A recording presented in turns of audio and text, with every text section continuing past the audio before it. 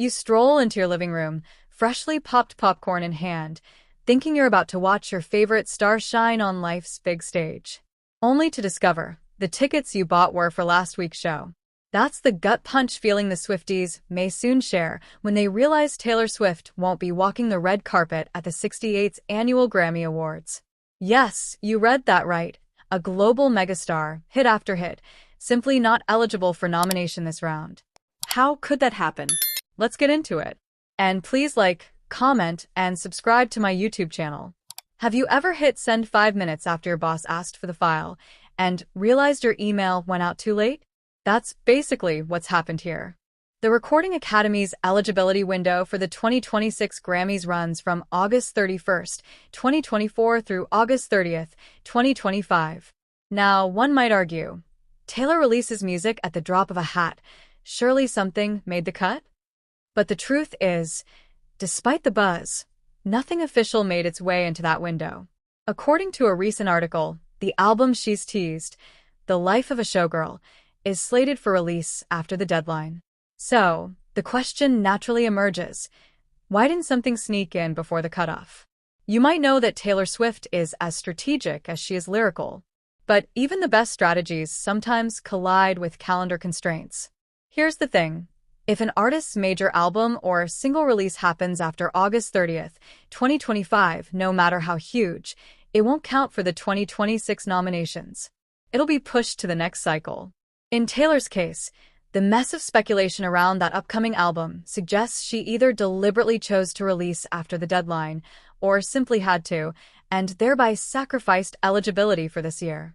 Some coverage states, her next album won't be eligible because it comes out after the deadline.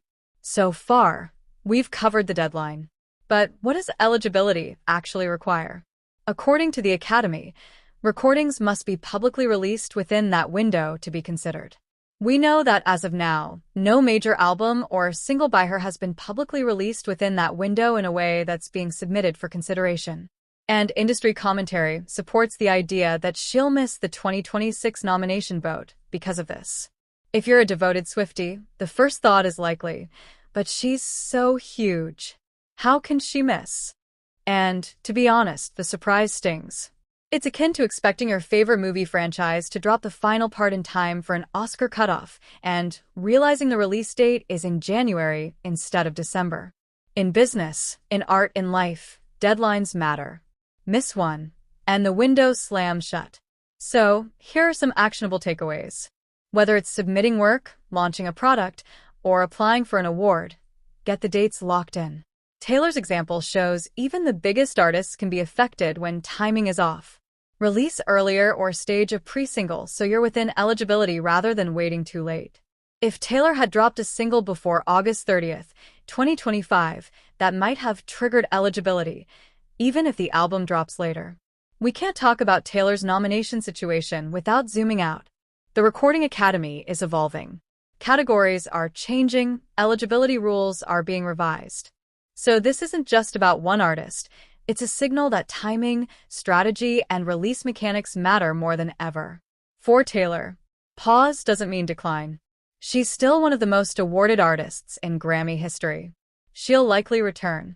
If the album drops after the deadline, it simply shifts her to the next window, meaning she could be a big contender in 2027. It gives space for her team to build something big, without rushing just to hit a deadline. If you're watching this because you're a Taylor fan, or just someone who loves the drama and music business, here's your roadmap. Stay engaged. Even with number 2026 nomination, Taylor's story is far from over. Watch how she uses the gap year. Celebrate the wins.